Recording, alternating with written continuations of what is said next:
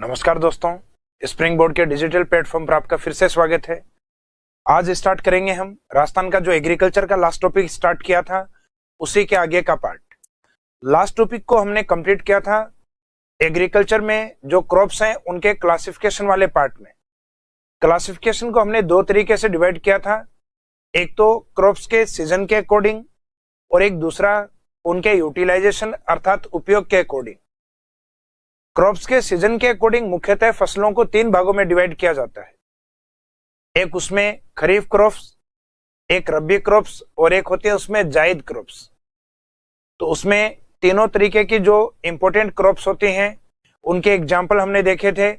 उनका जो सीजन या टाइम पीरियड कौन सा है वो हमने लास्ट में डिस्कस किया था। उसके बाद में जो नेक्स्ट पार्ट आता है वो क्रॉप्स के यूटिलाइजेशन अर्थात उनके उपयोग के अकॉर्डिंग, जिसमें हम स्टार्ट करेंगे सबसे पहले वे क्रॉप्स जिनके द्वारा अपनी जो सॉइल फर्टिलिटी है अर्थात जो मिट्टी की उर्वरता है वो बढ़ती है।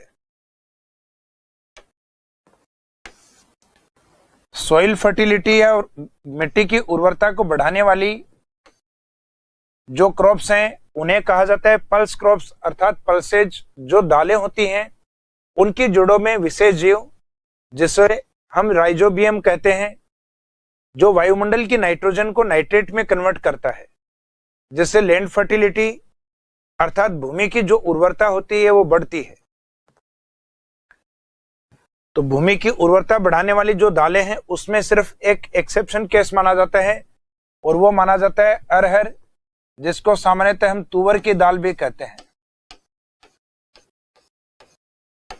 तो इसमें लैंड फर्टिलिटी जनरली बढ़ने की बजाय डिक्रीज होती है अर्थात कम होती है।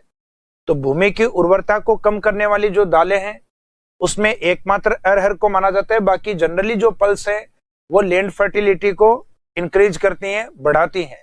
इसी कारण दलहन फसलों को भूमि उर्वर फसलें भी कहा जाता है अर्थात इन्हें लैंड फर्टाइल क्रॉप्स के नाम से भी जाना जाता है। इसके बाद में हम देखते हैं नेक्स्ट। अब दलहन में कौन कौन से एग्जाम्पल हैं ये जनरली मैंने आपको बताया था कि जो रबी क्रॉप्स हैं उसमें तीन प्रमुख दलहन है, मसूर है, चना है और मटर है। इसके अलावा जितने भी जो दालें हैं वो सामान्यतः अपने खरीफ की दालों में काउंट होती हैं, जैसे मूंग, मोठ, चौला, अरहर, उड़द, सोयाबीन। ये जितने भी पार्ट हैं ये बाकी सारे खरीफ क्रॉप्स के हैं। इसके बाद में नेक्स्ट अपना कैश क्रॉप्स या कॉमर्शियल क्रॉप्स। कैश क्रॉप्स या कॉमर्शियल क्रॉप्स का मीनिंग ये होता है कि वे क्रॉप्स जिन पे सामान्यतः अपनी इंडस्ट्रीज या जो उद्योग हैं वो डिपेंड करते हों, अर्थात जो इंडस्ट्रीज के लिए जो रॉ मटेरियल प्रोवाइड करवाती हैं। जैसे देश में सबसे बड़ा जो अपना एग्रीकल्चर बेस्ड इंडस्ट्रीज जो है वो अपने कॉटन टेक्सटाइल इंडस्ट्रीज को माना जाता है अर्थात सूती वस्त्र उद्योग को। तो सूती वस्त्र उद्योग का जो मुख्य बेस या रॉ मटेरियल है वो माना जाता है कॉटन या कपास को, जबकि दूसरा प्रमुख एग्रीकल्चर बेस्ड इंडस्ट्रीज माना जाता है अपने शुगर को, चीनी को, और उसका बेस माना जाता है मुख्यतः शुगर केन को। तो सामान्यतः वे उद्योग जो कि फसलों के ऊपर डिपेंड करते हों तो उन फसलों को जो इंडस्ट्रीज के ऊपर या इंडस्ट्रीज का बेस होती हैं उन क्रॉप्स को अपन कैश क्रॉप्स कहते हैं। तो essential in industries crops that are used as raw materials in industries। उद्योगों में आवश्यक वे फसलें जो उद्योगों में कच्चे माल के रूप में प्रयुक्त होती हैं या कृषि आधारित उद्योगों का मुख्य जो बेस होती हैं उन क्रॉप्स को अपन कैश क्रॉप्स में लेते हैं। तो उसमें एग्जाम्पल के तौर पे सबसे बेस्ट एग्जाम्पल होता है कॉटन, ग्राउंडनट जिसपे अपने एक तो ऑयल इंडस्ट्रीज और एक दूसरा अपना जो नमकीन उद्योग है वो भी मुख्यतः डिपेंड करता है मूंगफली के ऊपर। इसके अलावा मस्टर्ड अर्थात जो सरसों, तो सरसों के ऊपर भी मुख्यतः खाद्य तेल के रूप में जो तेल भारत में अधिक यूज होता है सरसों तेल। तो इसका मीनिंग अपने आप में यह भी एक इंडस्ट्रीज का बेस है। जो ऑयल इंडस्ट्रीज होती है, फूड ऑयल इंडस्ट्रीज है, उसका बेस है। उसके बाद में जो मुख्यतः ग्वार है, तो ग्वार का उत्पादन है वो भी कहीं ना कहीं अपनी कैश क्रॉप्स का ही पार्ट माना जाता है, क्योंकि इस क्रॉप्स का जो प्रोडक्ट या जो उत्पाद होता है वो अपनी जो मेडिसिन या जो औषधि होती है उनके बाहर की जो लेयर बनाई जाती है टेबलेट्स की, वो मुख्यतः ग्वार के द्वारा बनती है। और शुगर केन मैंने जो जैसा कि आपको बताया, कॉटन जो इंडस्ट्रीज है उसके बाद में दूसरा जो प्रमुख बड़ा उद्योग है वो अपने चीनी उद्योग को माना जाता है। इसके बाद में नेक्स्ट आती है oil seed crops. Oil seed crops का मीनिंग है कि वे फसलें जिनसे सामान्यतः तेल प्राप्त होता है। तेल प्राप्त होने वाली फसलों को दो कैटेगरी में हम डिवाइड कर सकते हैं सामान्यतः, एक तो रबी क्रॉप्स के रूप में और एक खरीफ क्रॉप्स के रूप में।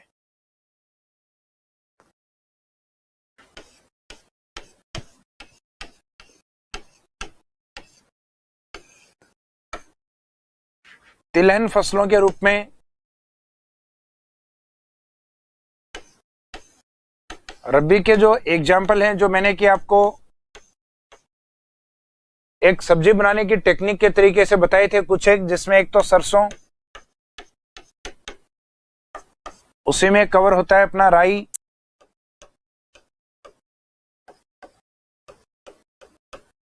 तारामीरा, ये भी अपने आप में एक ऑयल सीड क्रॉप मानी जाती है। और लास्ट में कुछ एक नाम बताए थे मैंने आपको, अफीम, तंबाकू और अलसी। तो उसमें जो अलसी है ये भी तिलहन फसलों का एग्जाम्पल है। बाकी जो बचे हुए एग्जाम्पल थे आपके खरीफ क्रॉप्स के, जिसमें मुख्यतः जो तिल है इनसे तेल प्राप्त होता है, मूंगफली है इनसे हमें तेल प्राप्त होता है, इसके अलावा अरंडी,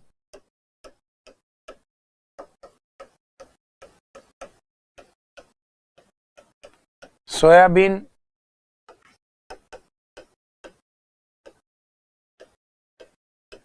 सनफ्लावर ऑयल अर्थात सूर्यमुखी का तेल, ये सामान्यतः अपने खरीफ जो क्रॉप्स हैं उनके एग्जाम्पल के तौर पे लिए जाते हैं।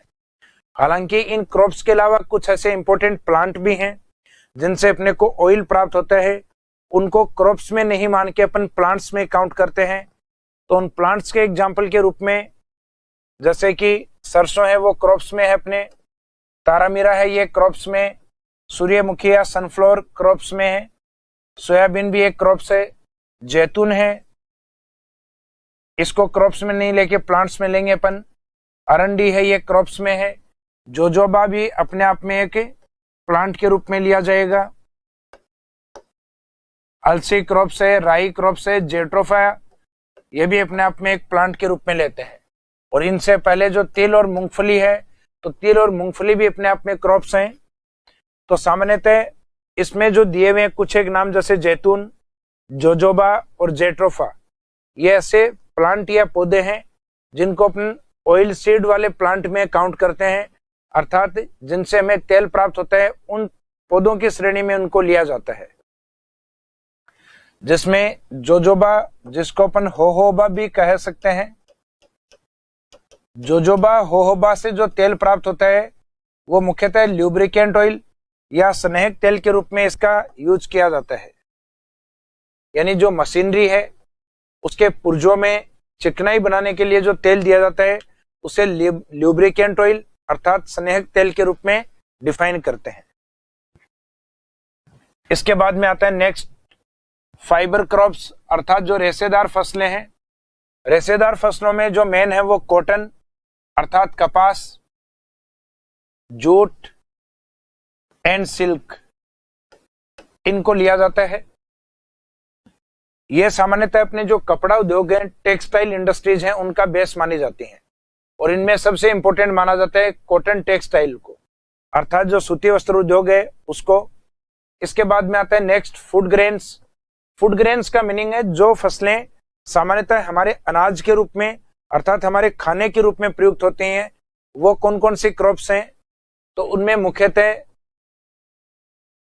जो व्हीट है और बार्ले है, ये मुख्यतः अपनी दो फसलें ऐसी हैं जो कि रबी में होती हैं। बाकी सामान्यतः राइस, मिलेट, मेज एंड सोरगम, ये अपने खरीफ क्रॉप्स हैं।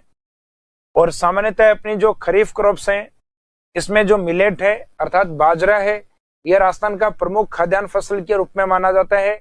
जबकि इंडिया और वर्ल्ड के अकॉर्डिंग जो इंपॉर्टेंट फूड ग्रेन क्रॉप्स है अर्थात जो प्रमुख खाद्यान्न या अनाज है वो राइस को माना जाता है।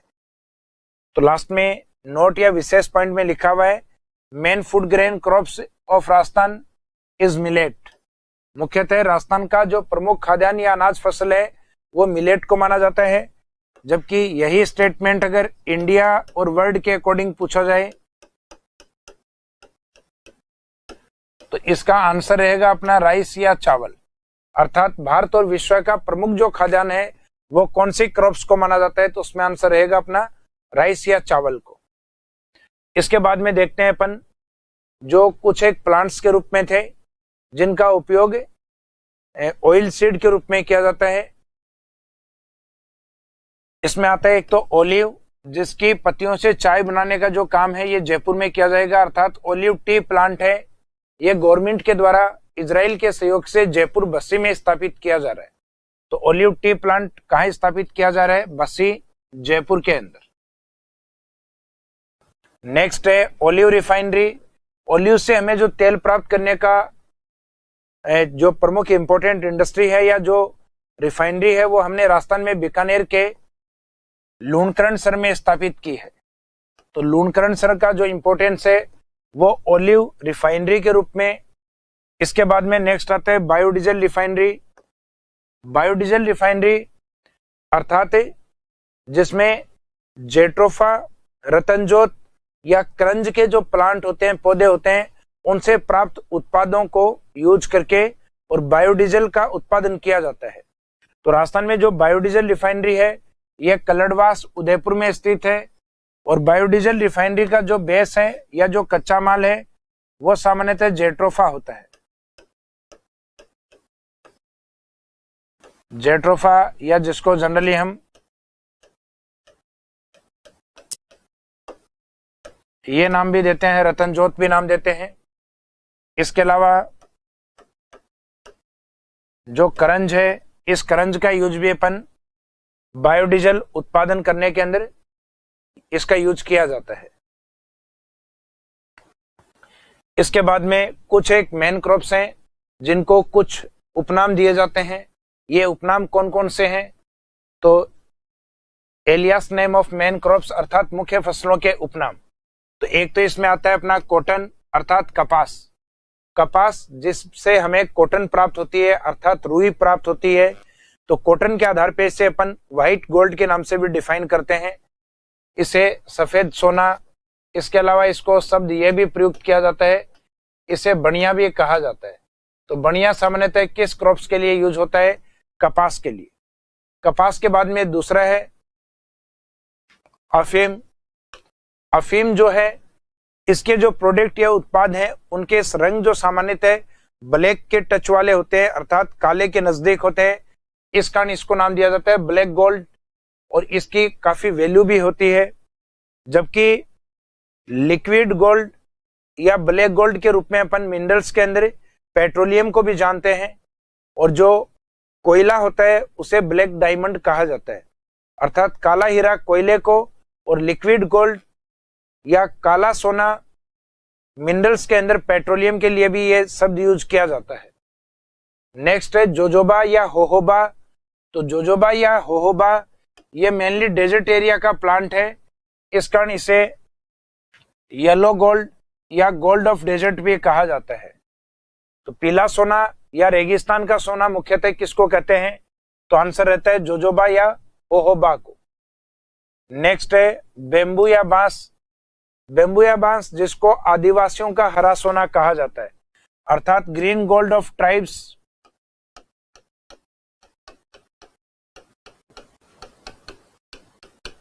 आदिवासियों का हरा सोना,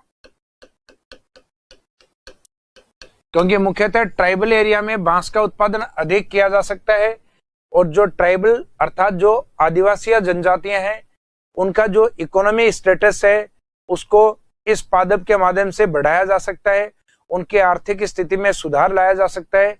इस कारण इन्हें ट्राइबल के लिए ग्रीन गोल्ड के रूप में डिफाइन करते हैं। हालांकि जो बंबू है ये सामान्यतः 2017 तक 2017 तक ये एक प्लांट या एक पौधे के रूप में दर्जा प्राप्त रखता था। वर्तमान में इसे फॉरेस्ट या प्लांट की कैटेगरी से बाहर करके सिर्फ एक ग्रास अर्थात घास की श्रेणी में रखा गया है, तो वर्तमान में इसे आदिवासी इसकी बुआई करके और इसको काट भी सकते हैं। इससे पहले 2017 से पहले सामान्यतः एक प्लांट होने के कारण इसको काटने की अनुमति नहीं थी, क्योंकि एक्ट 1980 के अकॉर्डिंग आप किसी भी प्लांट को नुकसान नहीं पहुंचा सकते, उसको काट नहीं सकते। इसके बाद में नेक्स्ट आता है सोरगम। सोरगम जिसको कहा जाता है ब्रेड ऑफ पुअर अर्थात गरीबों की रोटी के रूप में इसको डिफाइन किया जाता है। इसबगोल जो कि मुख्यतः एक मेडिसिन प्लांट है, इसको हॉर्स क्यूमिन अर्थात घोड़ा जीरा भी कहा जाता है। ये जीरे से थोड़ा सा लंबा होता है, बड़ा होता है, इस कारण इसको घोड़े जीरे के नाम से डिफाइन करते हैं। नेक्स्ट है जूट। जूट का जो कलर होता है वो सामान्यतः गोल्ड प्रकार का होता है। इसे गोल्डन फाइबर अर्थात सुनहरे रेशे के नाम से इसको जाना जाता है।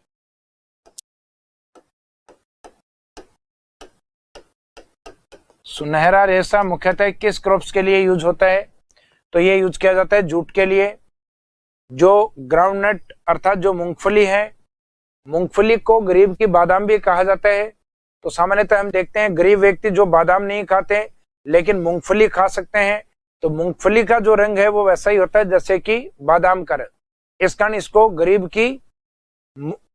का बादाम भी बोला जाता है, अर्थात गरीब है वो मूंगफली जो बादाम जैसी दिखती है उसको खाने के रूप में अधिक उपयोग में लेता है। नेक्स्ट है मेज या मक्का। इसे क्वीन ऑफ ग्रेन्स कहा जाता है, अर्थात इसको अनाज की रानी के रूप में डिफाइन किया जाता है। मक्के को आप जनरली किसी भी अनाज के साथ मिक्स कर देंगे तो मक्का आपको अलग ही दिखाई देगा, इस कारण इसको अनाजों की रानी के रूप में डिफाइन करते हैं अपन। नेक्स्ट है आयरन और अर्थात लोहा एस्क। लोहा एस्क जिसे अपन बैकबोन और बेस ऑफ इंडस्ट्रीज अर्थात उद्योग की रीढ़ की हड्डी और उद्योग का आधार इसको माना जाता है। इसके बाद में नेक्स्ट है पेट्रोलियम। पेट्रोलियम जिसे ब्लैक गोल्ड अर्थात लिक्विड गोल्ड मीनिंग है, इसको काला सोना और तरल सोने का दर्जा प्राप्त है, ब्लैक गोल्ड और लिक्विड गोल्ड का। इसके बाद आता है कोल अर्थात कोयला, जिसको जनरली अपन ब्लैक डायमंड, काला हीरा या जनरली इसको अपन बास्केट ऑफ इंडस्ट्रीज अर्थात उद्योग की रोटी के रूप में इसको जानते हैं, अर्थात रोटी ऑफ इंडस्ट्रीज भी इसको बोला जा सकता है, क्योंकि सामान्यतः अधिकांशतः जो इंडस्ट्रीज हैं उनका जो बेस है वो मुख्यतः ऊर्जा के रूप में कोयले को माना जाता है। तो आज भी इंडिया में अधिकांशतः जो उद्योग हैं उनका मुख्य बेस है वो अपन कोयले को मानते हैं। इसके बाद में आते हैं अपनी जो फिजियोग्राफिक कंडीशन,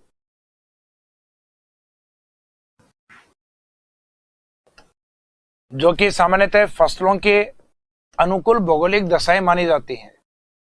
ये एग्जाम में जनरली क्वेश्चन अप्लाई कर लिया जाता है कि राजस्थान में या भारत में किसी फसल का नाम देके और उसकी भौगोलिक दशाएं अर्थात जो ज्योग्राफिकल जो कंडीशंस हैं उनको एग्जाम में पूछा जा सकता है। तो सामान्यतः किसी भी क्रॉप्स के बारे में अगर एग्जाम में पूछा जाए तो एक तो उस क्रॉप्स के बारे में जो रिक्वायरमेंट रेनफॉल है अर्थात जो वर्षा की मात्रा है उस स्केल को अपने को बताना होता है। उसमें जो रिक्वायर्ड टेम्परेचर अर्थात जो तापमान है उसको लेकर अपने को चर्चा करनी होती है, और उस फसल के लिए आवश्यक या जो रिक्वायर्ड सोइल होती है वो सोइल कौन सी होती है वो सोइल अपने को देखनी होती है, और सामान्यतः कौन से क्षेत्र में उस फसल का वितरण पाया जाता है अर्थात जिस एरिया में वो फसलें उत्पादित अधिक होती हैं वो एरिया कौन से हैं उनको सामान्यतः बताना होता है। तो ये एरिया तो आपके तब याद हो जाएगा जब राजस्थान में कुछ इंपॉर्टेंट क्रॉप्स और उनके एरिया अपन याद करेंगे, तो उसके साथ आपको पता लग जाएगा कि ये क्रॉप्स मुख्यतः राजस्थान के कौन से क्षेत्रों में अधिक उत्पादित होती है।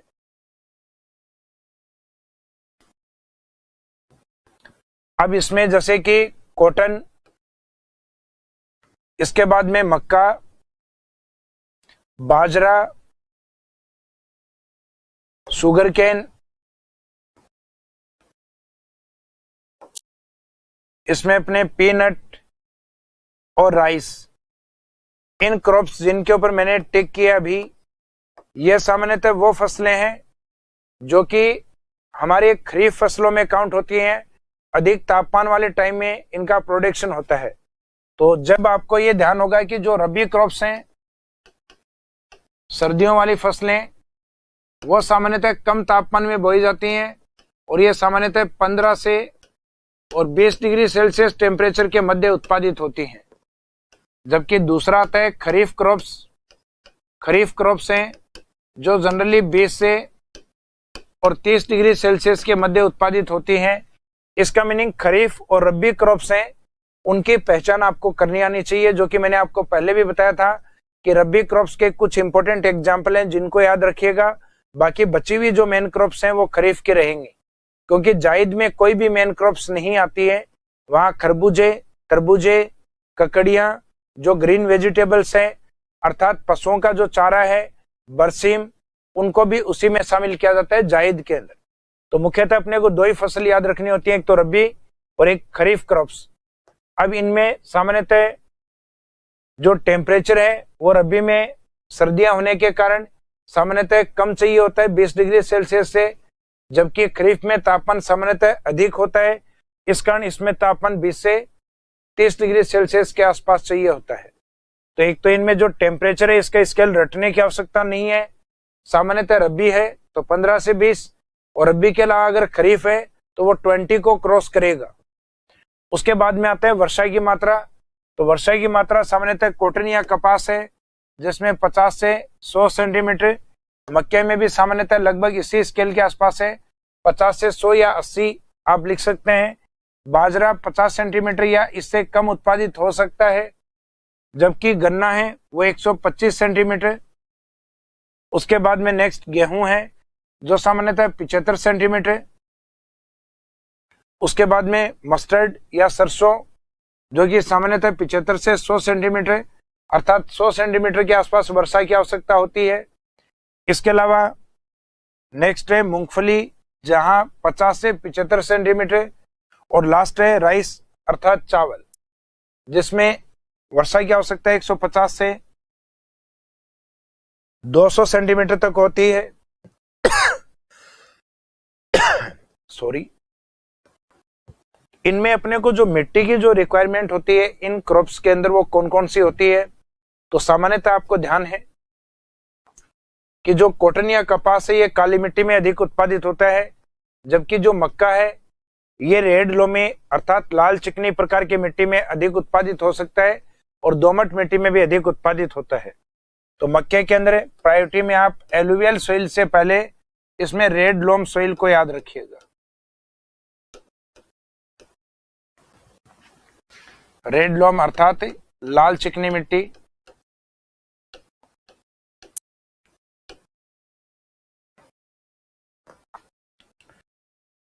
बाजरा है ये आपको ध्यान है सैंडी सॉइल अर्थात रेतीली या बलुई मिट्टी में अधिक उत्पादित होता है। तो बलुई का मीनिंग यहाँ पे लोमी नहीं होके इसका मीनिंग होता है सैंडी सॉइल, बलुई मिट्टी या रेतीली मिट्टी। रेतीली यानी जिसके पार्टिकल्स सामान्यतः मोटे होते हैं वो रेतीली या सैंडी सॉइल के रूप में डिफाइन होती है। इसके बाद में गन्ने का जो उत्पादन है वो सामान्यतः बारीक मिट्टी, कांपीय मिट्टी या जो क्ले सॉइल होती है उनमें अधिक होता है।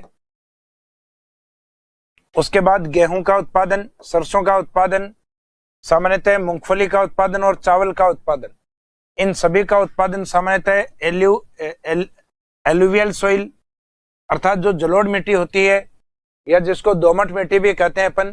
तो ये जो दोमट मिट्टी डिफाइन किया हुआ है शब्द, इसका मीनिंग दूसरा नाम जलोढ़ मिट्टी होता है।